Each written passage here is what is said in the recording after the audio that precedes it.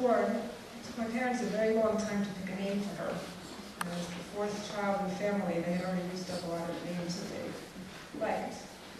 But as the pastor already said, the name they chose was the most perfect thing they could have chosen, because Ahuva truly was beloved by everyone. Her family, her friends, even people who hardly knew her, like the staff in the oncology ward, and the pharmacist at Superfar. Ahuva's sweet smile and gentle demeanor charmed everyone who came into contact with her. She was a very shy child, but as her family and friends know, she had a great sense of humor. She always cracked everybody up with her imitations and wisecracks. I was 10 years older than her. When your sister is 4 and you're 14, that seems like a much bigger age difference than it does later on. A current memory from my childhood is her and Hadassah laughing hysterically at the supper table over some incomprehensible joke from a television show. Ahuva was always a pleasure to be with. One of the most special things about her was how non-judgmental she was. Although she had very high personal standards and was extremely critical of herself, she was completely accepting of other people. Her family and friends knew that they could say anything to her, and she would listen without even a hint of criticism. She never felt disappointed or let down by anyone. This trait won her many friends from childhood, from college, and new friends in Beit Shemesh, and her friends all stayed with her through the years. In a world full of ideological conflicts, Ahuva seemed to feel that many of these issues were not that significant and not a reason for strife and bad feeling between people. At the same time, she felt very strongly about her core convictions, and behind her seemingly fragile exterior was a very determined woman who knew exactly what was important to her. And one of those convictions was a vehement opposition to being the center of attention in any way, even if it involved recognition of her own accomplishments. When she was picked as valedictorian of her high school class, she marched herself to the principal's office and told her that she did not want the honor of it under no circumstances was she going to give a graduation speech. The principal only persuaded her to change her mind by giving her a guilt trip and telling her that she owed it to her parents and grandparents.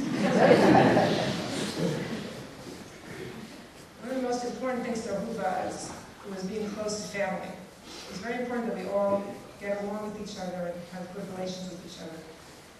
Something that happened over and over again was whenever my sisters and I would try to figure out who was going to eat by whose house on Yom Tov, or who my parents would stay with when they came to Beit Shemesh. It drove us crazy because we could never figure out what she wanted, because she always was trying to guess what we wanted and say that that's what she wanted. And I think I didn't realize fully until very recently that what she really wanted was what we wanted. She just wanted everybody to be happy. Ahuva became sick over 7 years ago, and my sisters and I, the whole family, absorbed so much by the way she and Ilan lived their lives through this ordeal. They had a dream of making Aliyah and raising their family here. We took an unusual step that most people probably wouldn't want to do, which is move in with Ahuva's parents.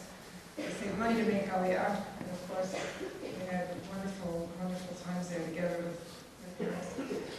And during that first year, Ahuva was diagnosed with cancer, and one year planned to stay with them for 2 years, but they decided not to let the cancer interfere with making Aliyah. And they made Aliyah knowing full well that the cancer could return at any time, and it did return in her first year in Israel. As Ilana already talked about, Ahuva made everybody could see that she made a superhuman effort to creating a normal home environment for her kids. And I remember that from a very young age, the most important thing to Ahuva was being the best mother she could be. When she was 5 years old, she announced to the family that when she was a mother, she was going to stay home with her kids and work as a caterer from the house. Later on, she trained as a physical therapist, and she worked with geriatric patients for a year. The patients just loved her. She was very, very talented at what she did, and she had that special touch. But it wasn't really what she wanted to do. What she really wanted to do was be home with the kids. And I already talked about how throughout the years of being sick, she worked so hard at helping her children with their particular needs. And she really managed to give them a feeling of security and happiness that is going to carry them through. It seemed to me that the most painful part of being sick for Ahuva was knowing that she probably would not be able to raise her children to adulthood. And she spent the last few weeks of her life trying to get done all the odds and ends that she had wanted to take care of for her kids, like writing a recipe book with all the kids' favorite recipes so they would know exactly how to make them, the way they like them to be made, and sending her sisters out to get a framed picture of herself with an Akiva, for Akiva to have, and a locket with a picture of her in Tehillah, for Tehillah. And she came up with that locket idea. Again, she was already not completely lucid, and she just knew the most perfect present that she could have gotten for Tehillah. I was amazed by the way Ahuva kept her wacky humor right up to the end. Ahuva told me many times of her horror at feeling like a sick person that's always talking about themselves and thinking about themselves. But in reality, nothing could have been further from the truth.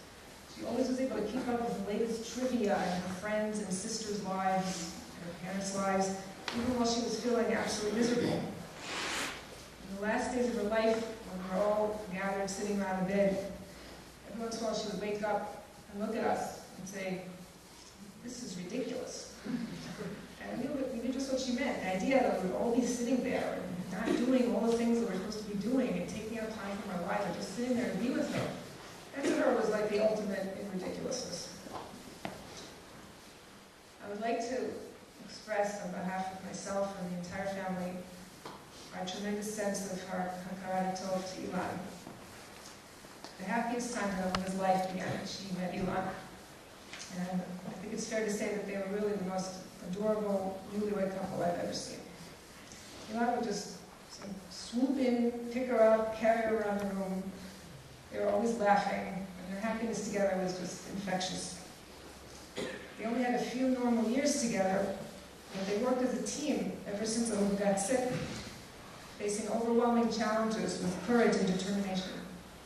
Ilan has really been a pillar of strength to Ahuva, to the kids, and to all of us.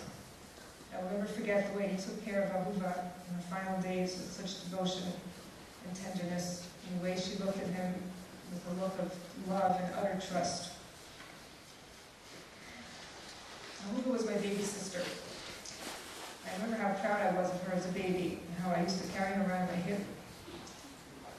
The year that she and Hadassah came with their families to Beit Shemesh just made me so happy, and it's been a wonderful 6 years since then.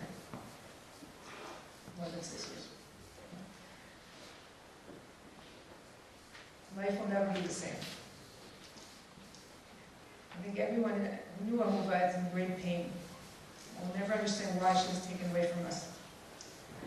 She wanted to live so badly, and she had so much more to give to everyone.